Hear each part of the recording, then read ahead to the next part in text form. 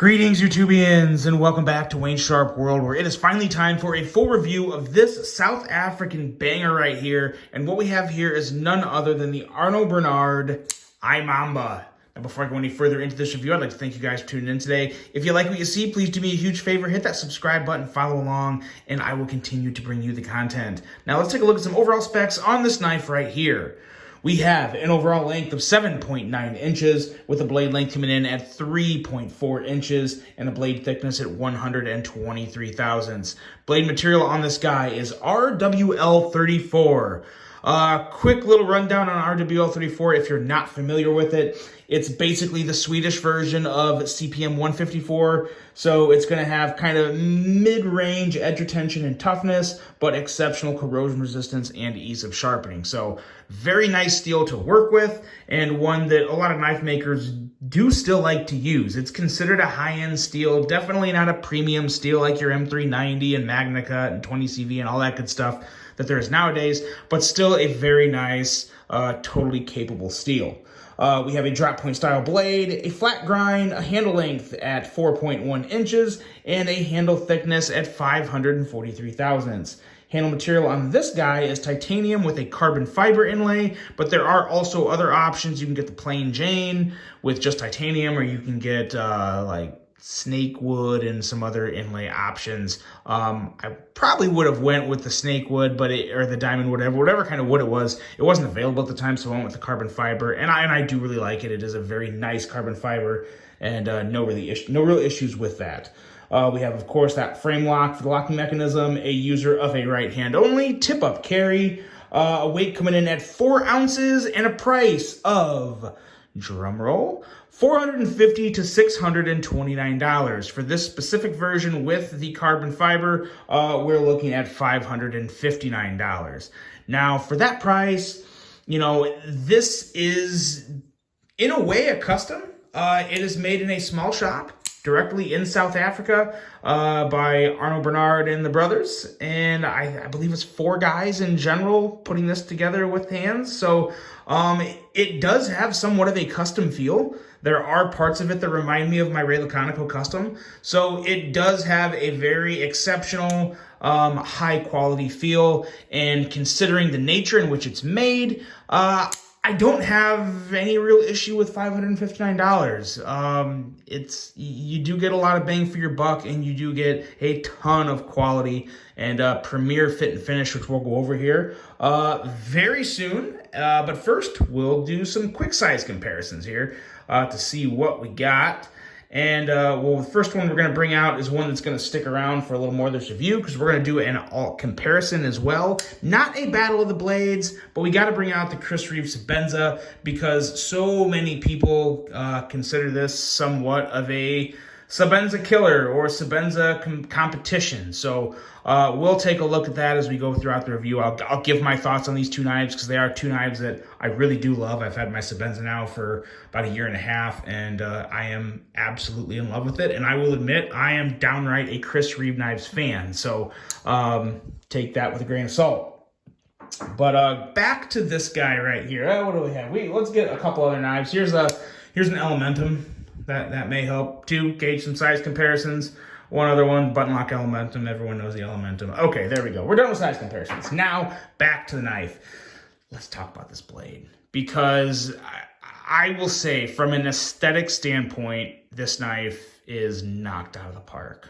One of the best looking knives I've ever had in my hand, personally. I love everything about the design of this knife, and so much of it has to do with the blade.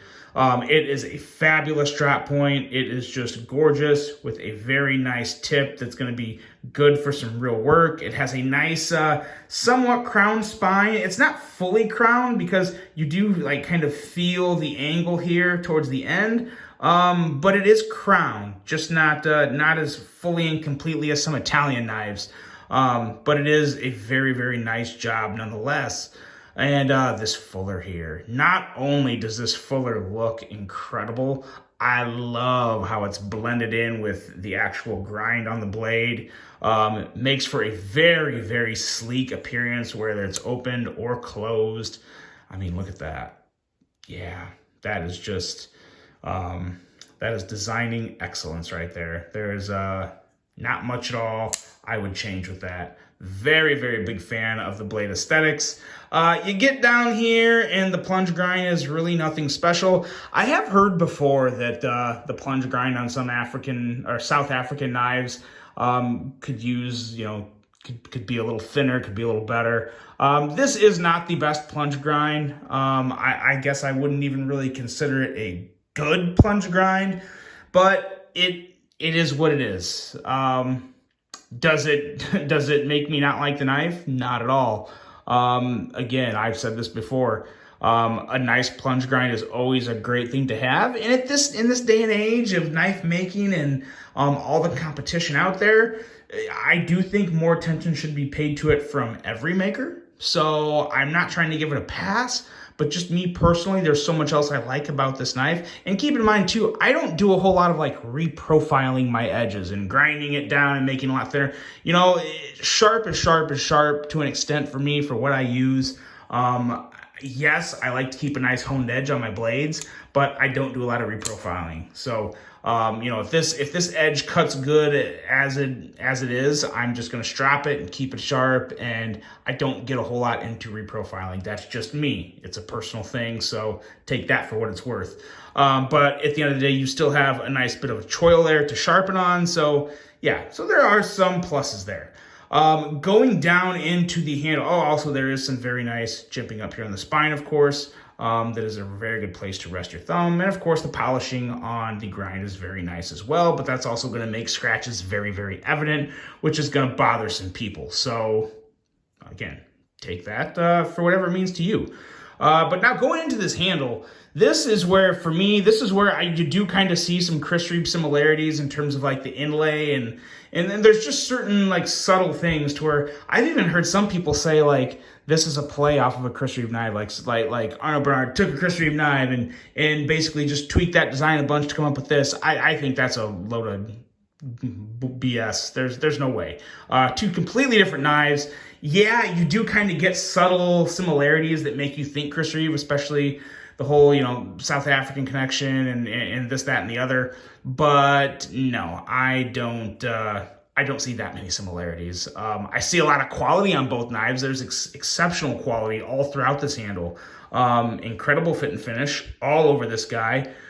This knife came to me in absolute pristine condition. They handled it well throughout the shop. I really, really like the hardware up here and the pivot. It looks great. The inlay, the detail on the inlay, if you look all around that inlay, it is absolutely spotless, spick and span.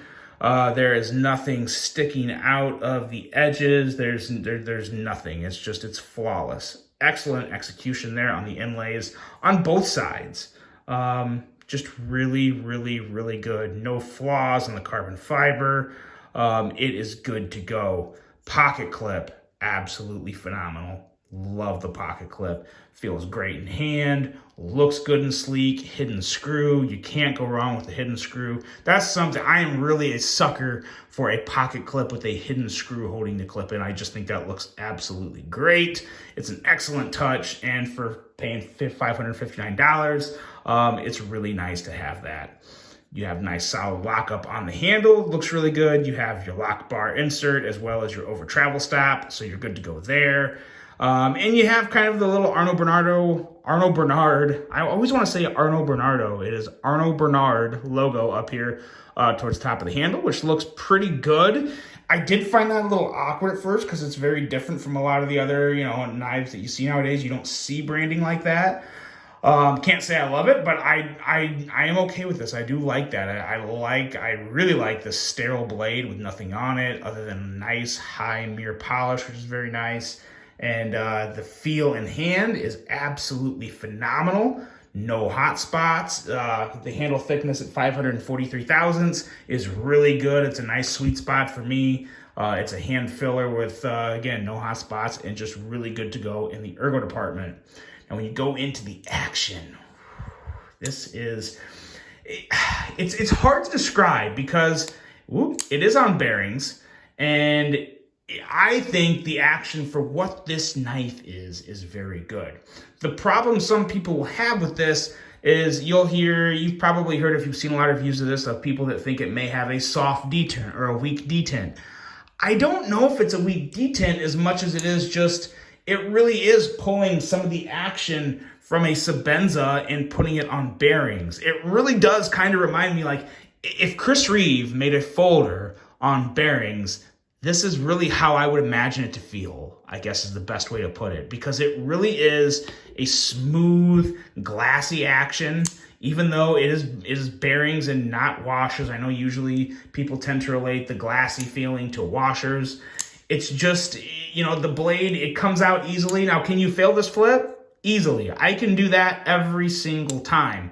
It's not hard, and I think that's where some people get the saying that it has a weak detent. But I can also do this every time and nail the flip. So yes, it does take a little more of a flip, a stronger push on the flipper, but it's also a nice push button flipper, which I really like. Now, of course, you can light switch it, which is good, but again, I really am a sucker for a good push button. That's what this is. But it is definitely more of a, I guess we'll call this a graceful flip, so to say. I think I do need to lube these bearings up. I have yet to put anything in them, and I have carried it a significant amount. So I think it is time to give it a little TLC on my end.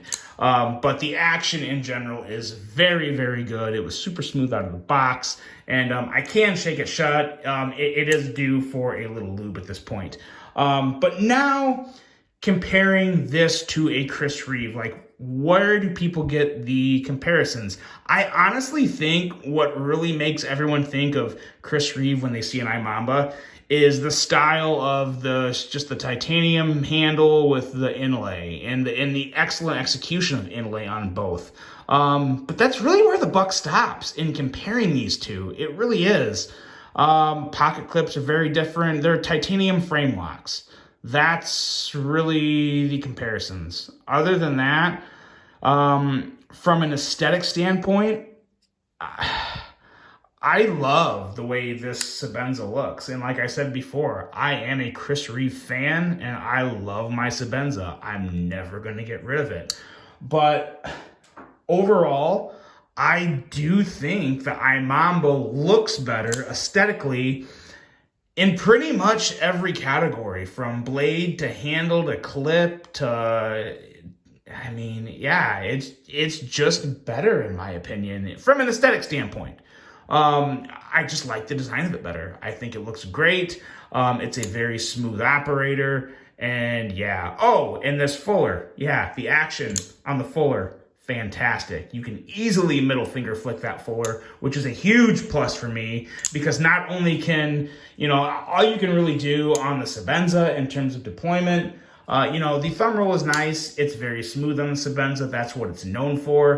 And as you break it in more, you can do the thumb flick, but it still takes some wrist. It's not easy. I don't know how people get their Sebenzas to fly out like it's nothing. But in terms of smoothness on deployment, and flipping action, and you still have that real fidget element with the fuller. Yeah, the iMamba has a lot of really good things going for it. To wrap up the review in general on just the iMamba, I'm very happy with this purchase. I think it's a fantastic knife. I would like to see the sharpening tool be a little better for what you're paying for it. But from a design standpoint, from a quality, fit and finish, a lot of the things you take into consideration, it's phenomenal. It really is. I'm very happy with it. And it is definitely one that will be in the collection quite possibly forever, because it's just one of those high-end pieces that make you happy. So it's a very, very good thing. The only thing I would consider is maybe getting a different model with inlays. Maybe some wood inlays would be pretty sweet. I really love the diamond wood or snake wood inlays, whatever they are currently making them with. Those are really nice. But overall, it is a phenomenal knife. And in terms of the whole Chris Reeve comparison, like I said, I think the buck stops at the comparison of titanium frame lock with a very, very nice quality inlay. That's really where they stop. Because everything else is very different on these. I get the comparisons. I honestly don't think one is better than the other overall. I think aesthetically, the iMamba does look better, but I think if I was to pick one knife for the rest of my life that I was going to use and have to really beat the hell out of and know it was going to hold up, I would still go Sebenza, and that would be a pretty easy answer, just because the S35 is a slightly better steel than RWL34, and obviously with the washers on the Sebenza, you're going to have a little more strength and stability and work that you can put in with the Sebenza. So the Sebenza still is a tank, and it's very hard to beat. The iMamba does not beat it, but they both belong in a collection, in my opinion, because I think they're both phenomenal. In terms of the iMamba, it's definitely sticking around. And in terms of the Sebenza, well, yeah, I always want to buy a Chris Reeve knife, even if I have one. One is not enough when it comes to Chris Reeve. So that's it, guys. Let me know what you think of the Arnold Bernard iMamba. If you plan on getting one, they are available. You can pre-order these right now, and they kind of come out in smaller batches, but you can actually buy and pay for one now and get it, with, of course, a little delay in terms of, the whole manufacturing production process of it. But yeah, you can buy one. They'll be linked below. Go check them out. I do think they're an excellent knife. I think they make a lot of people happy if you want a real high-end, classy flipper that does kind of have somewhat of that Chris Reeve level quality. Not the same thing, but I do think they're in the same ballpark, and I think they're both really good. So that's it, guys. Let me know what you think of this review and kind of slash comparison. Really hope you enjoyed this one. Hope you have a great rest of your day. And until the next one, I'm out.